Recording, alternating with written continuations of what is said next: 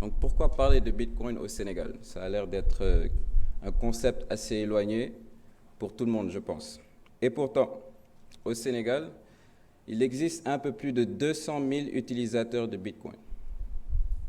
200 000 utilisateurs de Bitcoin. Certains commerces acceptent déjà le Bitcoin comme moyen de paiement. Certains industriels l'utilisent pour payer leurs fournisseurs. Des startups sénégalaises créent des produits et des services autour du Bitcoin. Certaines associations font la promotion de l'éducation financière à travers le Bitcoin.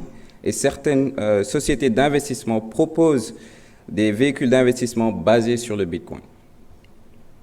Ce forum est donc pour nous un moyen d'éduquer la population, mais aussi de la rassurer quant à l'utilisation du Bitcoin, en mettant en valeur les différents aspects du Bitcoin, en démystifiant les préjugés en Afrique francophone, en fédérant les acteurs locaux et régionaux de l'écosystème et en aidant à faire éclore les startups gravitant autour du Bitcoin. Il existe des événements un peu partout dans le monde autour de Bitcoin, et pourtant en Afrique, on n'en a pas encore eu. Mais celui-ci est le premier en Afrique. C'est donc un événement historique pour le Sénégal, mais aussi pour l'Afrique. Et vous tous qui êtes ici aujourd'hui, vous êtes donc des précurseurs. Donc rien que pour ça, vous devrez vous applaudir. Alors, le premier pays à avoir créé un cadre légal pour le Bitcoin et qui en a fait une monnaie légale. Quelqu'un sait? Salvador. Alors, c'était le 7 septembre 2021.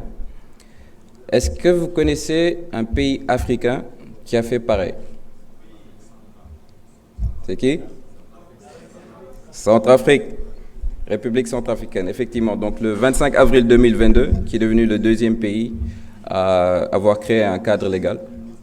Et nous espérons être, en tout cas, le Sénégal être un des prochains pays à se positionner sur cette liste de précurseurs.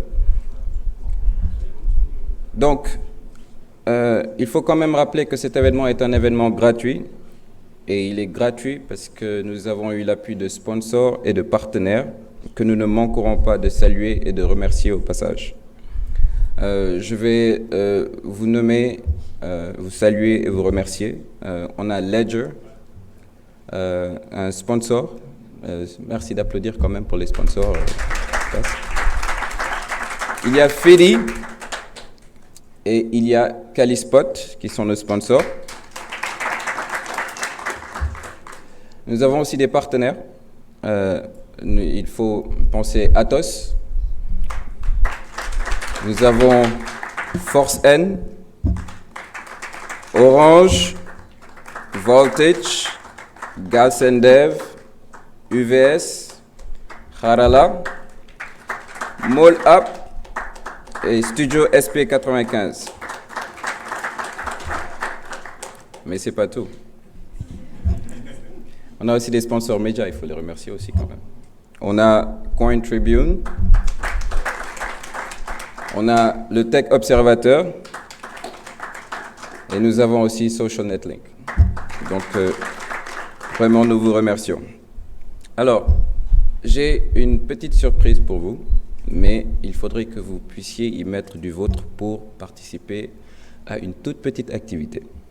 Alors, un des sponsors, Calispot, que nous avons remercié tout à l'heure, organise un jeu concours à l'issue duquel les gagnants, après le tirage au sort, alors, recevront ou se verront offrir des pièces Bitcoin.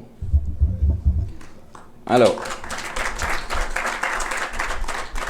je vous rappelle, juste en termes de chiffres, il n'y a pas longtemps, au début, le Bitcoin, ça valait des centimes de francs CFA, on est d'accord ?